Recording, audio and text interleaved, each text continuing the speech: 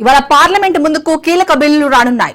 జమ్మూ కాశ్మీర్ పునర్వ్యవస్థీకరణ బిల్లును ప్రభుత్వం ప్రవేశపెట్టనుంది. పార్లమెంట్ ముందుకు ఆన్లైన్ గేమింగ్ బిల్లు రానుంది. ఆన్లైన్ గేమ్లకు నిధులు ప్రాసెస్ చేయకుండా బ్యాంకులు నిషేధించేలా బిల్లు రూపకల్పన చేసింది ప్రభుత్వం. మరోవైపు నేరారోపణలు ఉన్న నేతలను పదవుల నుంచి తొలగించే బిల్లు కూడా పార్లమెంట్ ముందుకు రానుంది.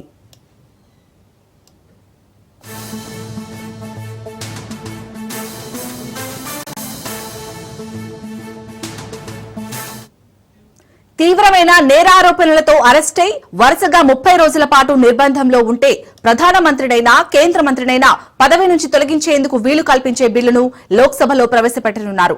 తీవ్ర నేరారోపణకు గురై అరెస్ట్ అయినప్పుడు పీఎం, సీఎం, కేంద్ర, రాష్ట్ర మంత్రులను పదవి నుంచి తొలగించేందుకు కొత్త బిల్లు అనుమతిస్తుంది. కనీసం 5 ఏళ్ల శిక్ష పడే నేరానికి పాల్పడి అరెస్ట్ అయి నెల రోజులు నిర్బంధంలో ఉంటే 31వ రోజున వారి పదవి పోయేలా నిబంధనను ఈ బిల్లులో చేర్చారు. వారంతట వారు రాజీనామా చేయకపోయినా కొత్త నిబంధన ప్రకారం పదవిని కోల్పోతారు. తీవ్ర అభియోగాలు ఎదుర్కొంటున్న మంత్రుల్ని తొలగించడానికి రాజ్యాంగంలో ఇంతవరకు నిబంధనలు లేవు. ఢిల్లీ మాజీ సీఎం అరవింద్ కేజ్రీవాల్, తమిళనాడు మాజీ మంత్రి వి సెంథిల్ బాలాజీలు గతంలో అరెస్ట్ అయినా తమ పదవులకు రాజీనామా చేయలేదు.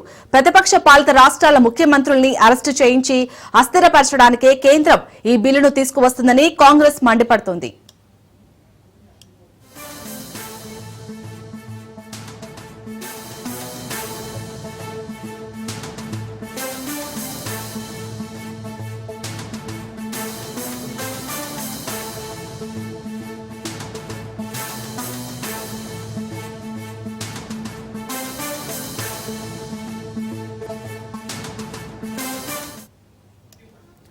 జమ్మూ కాశ్మీర్ కు రాష్ట్ర హోదా పునరుద్దరించేందుకు కేంద్ర ప్రభుత్వం కసరత్తు చేస్తుంది.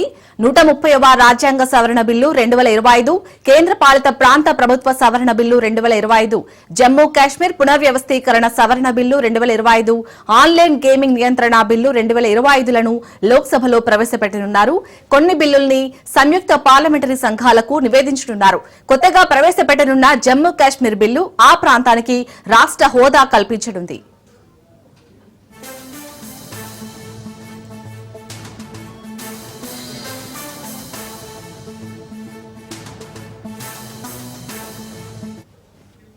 ఆన్లైన్ గేమింగ్ నిర్వహణను నేరంగా పరిగణించే ఆన్లైన్ గేమింగ్ బిల్లును కేంద్ర మంత్రివర్గం ఆమోదించింది.